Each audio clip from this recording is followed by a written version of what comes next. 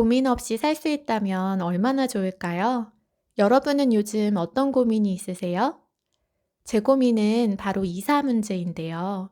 얼마 전 부동산에 들러 매물 몇 군데를 살펴보다가 전체적으로 꽤 괜찮아 보이는 집이 하나 있었어요. 집 구조도 마음에 들었고 평수도 생각보다 나쁘지 않아서 여기면 괜찮겠다라는 생각이 들었죠. 평수가 너무 커도 사실 관리하기 쉽지 않고 또 너무 좁아도 살면서 불편함이 있을 테니까 최소한 어느 정도 되어야겠다는 조건을 마음속에 정해두는 게 좋은 것 같아요. 수납 공간도 충분하면서 동시에 제 스스로 그 공간이 답답하다고 느끼지 않을 정도의 크기가 좋겠죠. 그리고 무엇보다도 집 연한도 중요해요. 너무 노후된 주택은 아무래도 배관 등의 문제가 많을 거고, 그러자니 너무 신축 건물은 가격이 너무 비싸니까요. 친한 친구 중 한 명은 최근에 이사 간 집이 낡은 주택인데, 배관이 터지고 난방이나 수도 등의 문제가 끊임없이 발생하더라고요. 아무리 보증금이나 집값이 저렴하다 하더라도 살면서 받는 스트레스까지 커버해 주지는 못하는 것 같아요.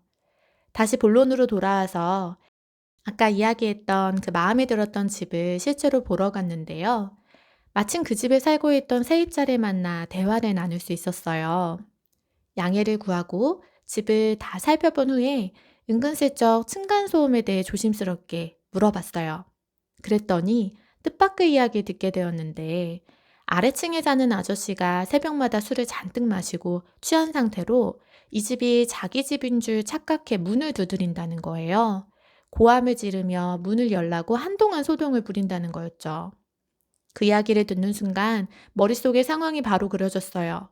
한밤중에 누군가가 문을 열라며 큰 소리로 우리 집 현관문을 두드린다면 아무리 깊게 자고 있더라도 분명히 놀라서 깰 수밖에 없겠죠.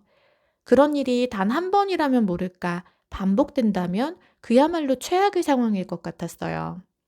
다음날 출근이나 중요한 일정이 있는데 새벽마다 그렇게 화들짝 놀라서 깨는 일이 반복된다면 일상생활 자체가 너무 힘들어질 것 같았거든요. 결국 그 집은 아쉽지만 포기하기로 했고 다시 다른 집을 알아보기로 했어요.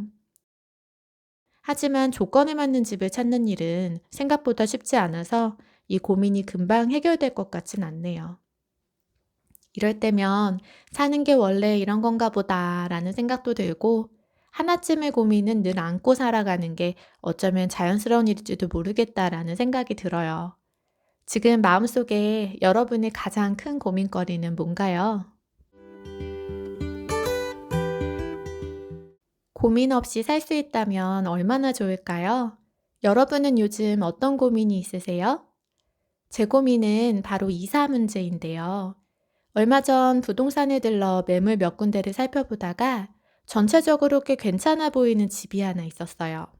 집 구조도 마음에 들었고 평수도 생각보다 나쁘지 않아서 여기면 괜찮겠다라는 생각이 들었죠.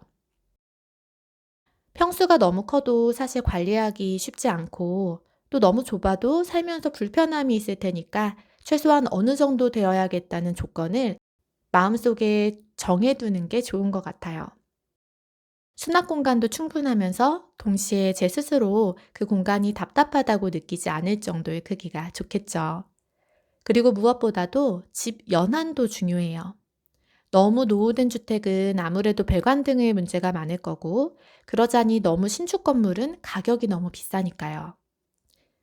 친한 친구 중 한 명은 최근에 이사 간 집이 낡은 주택인데, 배관이 터지고 난방이나 수도 등의 문제가 끊임없이 발생하더라고요. 아무리 보증금이나 집값이 저렴하다 하더라도 살면서 받는 스트레스까지 커버해 주지는 못하는 것 같아요. 다시 본론으로 돌아와서 아까 이야기했던 그 마음에 들었던 집을 실제로 보러 갔는데요.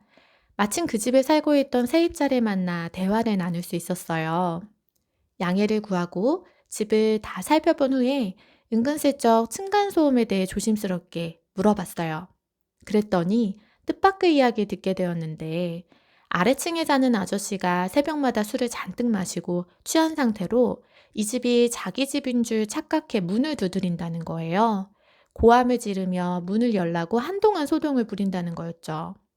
그 이야기를 듣는 순간 머릿속에 상황이 바로 그려졌어요.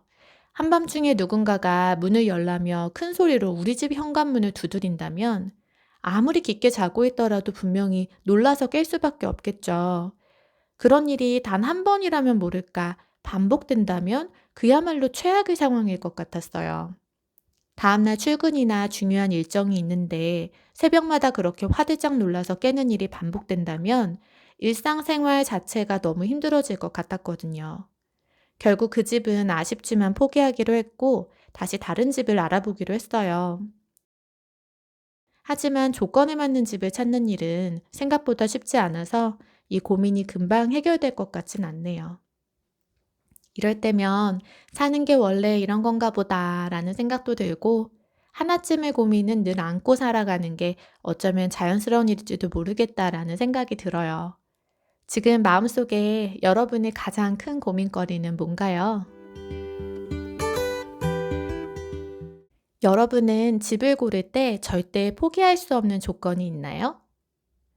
이사하면서 겪었던 가장 황당하거나 힘들었던 경험은 뭐였나요? 이건 괜찮을 줄 알았는데 막상 살아보니 아니었던 것이 있었나요? 집 때문에 받는 스트레스 어디까지 참아보셨나요?